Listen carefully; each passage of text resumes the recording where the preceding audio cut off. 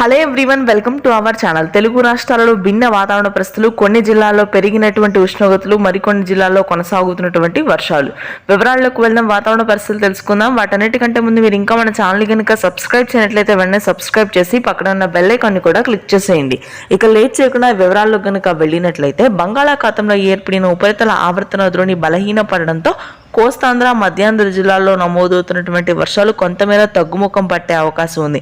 పూర్తి స్థాయిలో వర్షాలు తగ్గనప్పటికీ కూడా చాలా ప్రాంతాల్లో ఈరోజు వర్షాలు కురువు. అయితే కోస్తా తీర ప్రాంతాల వెంబడి మాత్రం తేలికపాటి జల్లులు నమోదయ్యే అవకాశాలు ఉన్నాయి. శ్రీకాకుళం, విజయనగరం, విశాఖపట్నం ప్రాంతాల్లో, గుంటూరు, కృష్ణా, కోనసీమ ప్రాంతాల్లో పొడి వాతావరణమే కొనసాగుతుంది. ఉష్ణోగ్రతలు కూడా మధ్యాంధ్ర, గుంటూరు, కృష్ణా, కోనసీమ, ప్రకాశం జిల్లాల్లో ఈరోజు పెరిగే అవకాశం ఉంది. నెల్లూరు, రాయలసీమ వ్యాప్తంగా మాత్రం వర్షాలు కొనసాగుతున్నాయి.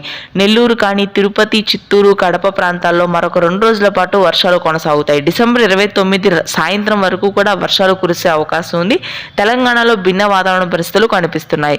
కొంత సమయం ఉష్ణోగ్రతలు, కొంత సమయం వర్షాలు. ముఖ్యంగా హైదరాబాద్ నగర ప్రాంతంలో తేలికపాటి వర్షాలు ఈ రోజు రాత్రికి నమోదవుతాయి. ఉత్తర తెలంగాణ ప్రాంతాల్లో చలి తీవ్రత పెరుగుతుంది. దక్షిణ తెలంగాణలో పొడి వాతావరణం కొనసాగుతుంది. Thanks for watching this video.